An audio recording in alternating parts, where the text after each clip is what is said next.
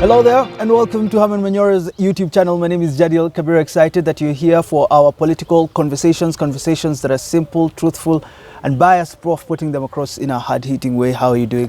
Good, and thanking God for the rains at least. At last. The prayers are working. The prayers are working. It is the 21st day of March. The people were shaking the ground in Nairobi yesterday until the skies also shook. Yes. Yes. What do you make of this situation now we have in the country? It's a very peaceful day today. Yesterday, we couldn't even tell how the day would end, but at least it ended well. I think it's only one person that got injured from, I think, Toy Market, I heard. But at least the situation in the country is as peaceful as we'd want it to be. First of all, what is your message to Raila and Ruto a day after? And now we're looking at the return of some sort of normalcy.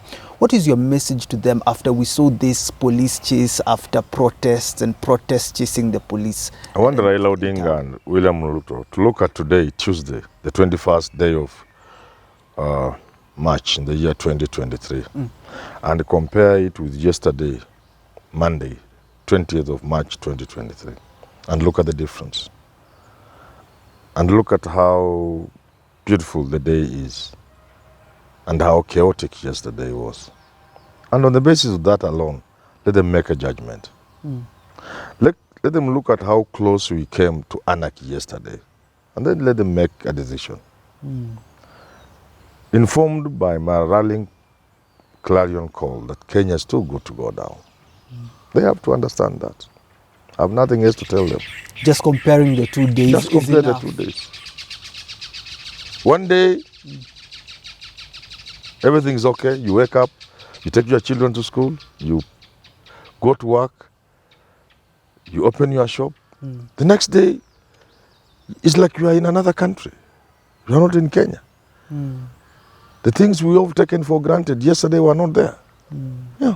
I had an appointment, I kept telling you about that because it was a good appointment. You had to postpone it. I couldn't, I don't know whether it was postponed because even the guy wasn't there. And here we are in the morning recording this show. You've said we take these things for granted. Do you think that's where the problem is? Because when I was watching this whole charade on TV and all, people were even celebrating, people were clapping, people were laughing. Yeah, it depends because both sides don't know. Because I can see from the social media and even people with the courage to insult me even on my own timeline, even on my own wall and WhatsApp. Somebody from Eldoret really insults me. And it's not about insulting anybody now. It's not about blaming anybody. It's just about looking at your country, that this is your country. You have the option to maintain peace or mess it. Yeah. You say Ruto and Raila should compare the 2 days. Of course, for the president, he wouldn't want to be a president of a country that is not politically stable. But when you look at Raila's side and you look at the opposition, isn't this what the opposition want to see? The president failing. So isn't that, say, a success for Raila Odinga, what was happening yesterday? It is like coffin makers who say, biashara leo ilikuwa mzuri, because they have sold 10 coffins. So it is in the nature of life. On the last day of the month, last Saturday of the month, or the first Saturday of the month, there are so many vehicles moving in town. Weddings and funerals. That's how life is. The binary nature of life finds its way right in the middle of politics. That you are celebrating your victory, somebody else wants to get you out of that office. So that is normal, except that when we extend it to things like what happened yesterday, then that ceases to be normal. And no one should celebrate? Nobody should celebrate that kind of thing. Because why are you celebrating something that could... You know, Kenyans, I don't know what I will do. Why can't... I don't know where I will go. These days I don't go to Citizen with serious viewership. By the way, they are the only ones who have more viewership than us. Do you know that? Yeah, true. Only Citizen TV has more viewership than us on this channel. And that's why you can't speak here. Yes, so I would wish to speak in a bigger platform than this. To tell Kenyans, don't take this peace for granted. In your arrangement of things, peace must come number 1, peace must be number 2, peace be number 3, then the rest can follow in whatever order you want. Because Americans are here, they start with, I don't know, their wallet. Yeah, money first. Everything works. Then family, then God number 3 or something like that. In whatever order they put. But there are 3 things: God, money, family. For those Republicans who still believe a lot in this kind of thing. So, Number 1 is, Peace. number 2, Peace. number 3. Peace. From number 4, you can place whatever you want in whatever order you want. And this is a message Kenyans must get. Do not take peace for granted. There isn't a simple thing you can do without peace. There isn't. You can't be a father, you can't be a wife, you can't be a husband without peace. Is it because some of us have read so much or what? What are we getting Peace, back Bwana, peace. What are we getting back to? We saw Raila Odinga being tear gassed from Serena to Kamkunji to Eastleigh to Juja Road, following tear gas, police following, chasing after him. His Azimio supporters arrested, some members of parliament arrested yesterday. He says this will happen every single Monday until Ruto listens. What are we looking at? You can see a government that is actualizing what they said. The bravado of the president and the deputy president, that they are not Uhuru Kenyatta and they are not Moi. And you could see it right there. The police are using excessive force to peaceful demonstrators, arresting leaders, Sifuna, Mazayo, my friend, and others. You know, throwing tear gas at a person like Raila Odinga. I hear there were live bullets. I'm not very sure about that. This is a government that is determined to show they can use force, and indeed they used force. Let me warn government, you can't go far with that. No. And they didn't achieve anything yesterday. At the end of the day, they lost badly. They lost, they said. Because if you are looking at it from a narrow point of view of winning, then Raila won. To me, nobody won because Kenyans lost. But if you are looking at it in that narrow sense, between Raila and Ruto, then Raila won big. How did he win? Because the original plan was to march to State House. They didn't. To have a conversation, I think a protest in KICC, they didn't. How did they win if the original plan did not succeed? Now listen to me carefully. When somebody says we shall march to State House, why do you want to take it as if they must go on that Monday? What about the next Monday or the other one or the other? Yeah. They succeeded because Raila declared a holiday. And the government helped to enforce that. Government made that a reality. By blockading Nairobi, then they helped Raila's holiday to succeed. So Raila succeeded in paralyzing Nairobi. If government thinks they succeed, they should talk to businessmen. And like Ruto said, he almost slapped Uhuru. Yeah. Those businessmen will almost slap him, except they know he's the commander-in-chief. So they'll keep quiet. Because 1 hour of no work for some people is such a loss, they could take 5 years to recover. A whole day could mean somebody's business could go down. It could mean somebody's property could be auctioned. That's the nature of business. That is why the Merchant of Venice, which you didn't do, Shakespeare, why do we have the drama? It's around a man who borrows to go and trade and buy goods. But when the goods are coming back, the sea becomes so rough and he loses everything. The Jew from whom he had borrowed the money says, let's follow the agreement. You said if you don't pay, a pound of flesh. That is the theme. That is the story of the Merchant of Venice by Shakespeare. In other words, one thing needs to go wrong and your empire can collapse in business. That's how fragile business is. So they succeeded to make Nairobi paralyzed, to effectively put the holiday in place. And by the way, when Nairobi is not working, many other places are not working by extension. Sometimes where you work from your desk in Kakamega, you are dependent on what's going on in Nairobi. I don't know whether you get what I'm saying. You get me? So there's probably paralysis of businesses. The whole country. And even the protests in Kisumu too. Yes. How did they succeed again? They succeeded in helping Raila get out of a difficult situation. And I want Ruto and the rest to listen. Supposing you allowed Raila to get to town, first of all, the numbers may not have been very big. You get it? They may not have been very big.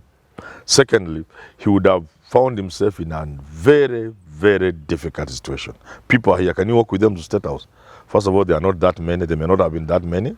Secondly, it would never have been Raila's. Raila is not a fool. It could never have been his design to go to State House. You remember he said it in an interview, and then he retracted when he saw the impact. When he was told this will mess the demonstration, the mass action, he retracted. That was his thinking, because he's an intelligent man. If these guys let Raila go to town with his people, then the people will demand we go to State House. Raila would have very little choice. Then you take them to State House. Then there are no blockades. There's nothing. The police are not on the road. Then you go there. So what? You become the president. When we had this... No, ask that. You become the president. Because you are in State House with 10,000 people or 5,000 people. You don't become the president. Yes. So they saved the day for Raila. That's how he won. Number 3, they toss the fish in the water. Raila is a fish that was tossed in the water. When they send him to the people, and you saw the massive crowds, any man in power seeing the opponent with that kind of crowd, they can't eat, they can't sleep. Like we used to say when we went from 2 about girls. If I don't see you, I don't eat. They can't sleep, they can't eat. That's a fact, because you are a human being. You are the president in White State House, and seeing a man shaking Nairobi the way Raila was shaking it, in Isili, Kamkunji, Isili, Madare, Madare North, Juja Road. And then you saw the police in Migori, in Kisumu, in Juja, being overpowered and running away. You're still looking for how Raila could have succeeded in this thing yesterday. What does it tell you about what does it tell you about the next? If there is a next. We had this conversation yesterday. We recorded it around 2 p.m. You told me you hadn't seen a strategy, but at that point Raila hadn't turned up. Yes.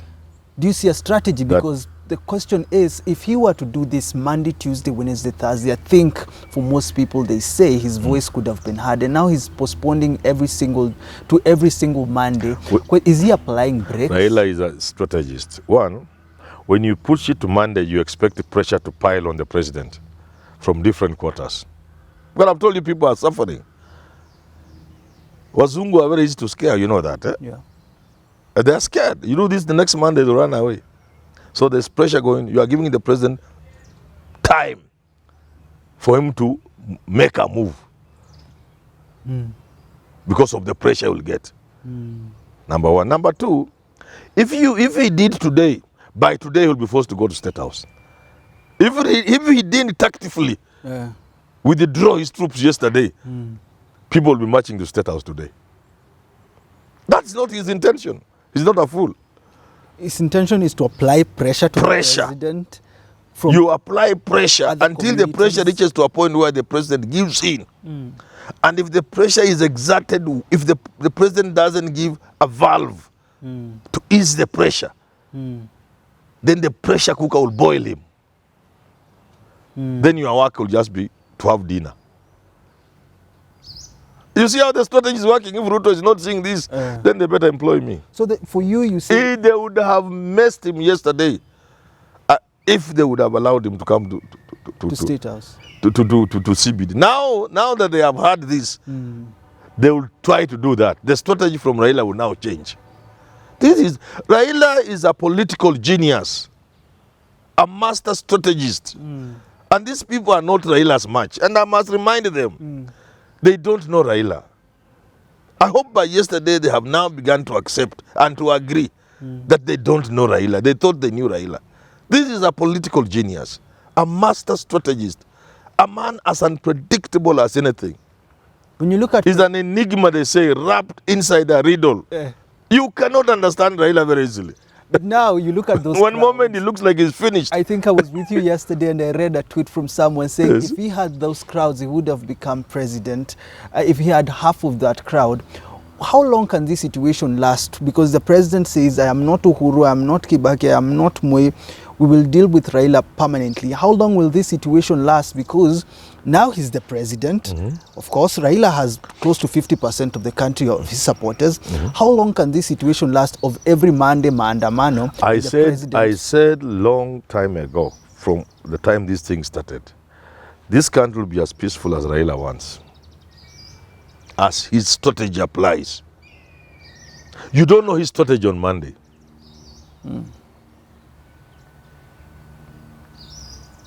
And that is how difficult this situation is.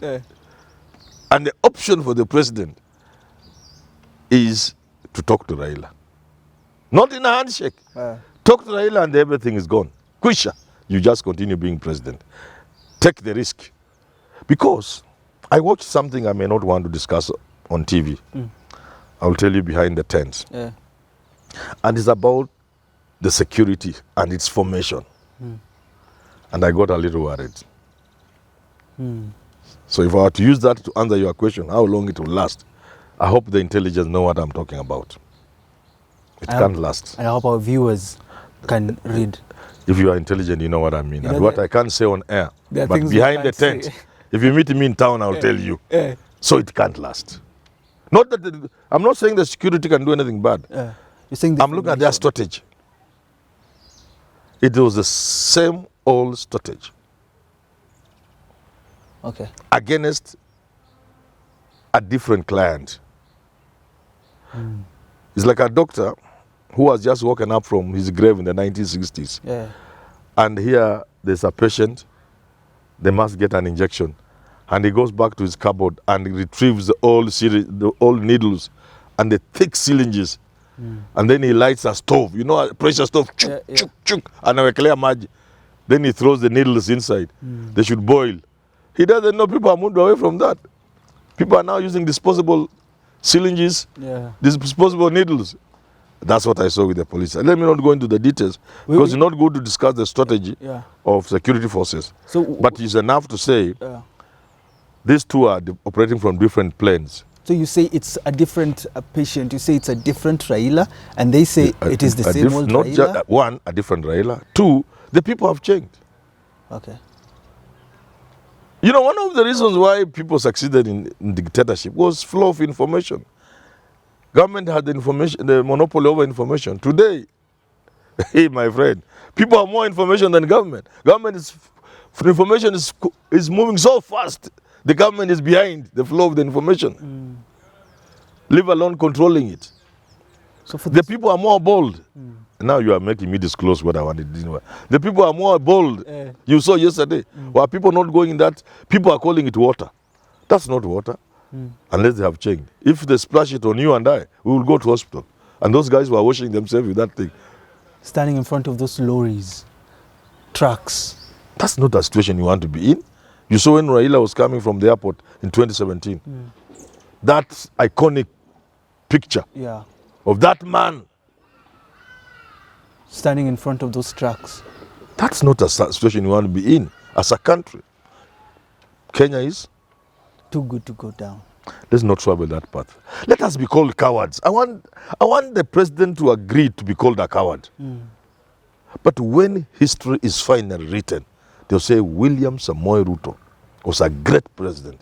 He saved his country from collapse. That is better than being cheered on by a few fellows around you who are really benefiting when you are a president. Yeah. They cease to benefit if you cease to be president. So anything that would indicate your power is being weakened, not even leaving State House, that your power is just being weakened. And they are basking in that power. They will not allow you to do it. Let them disappoint them. Let some people say you are a coward.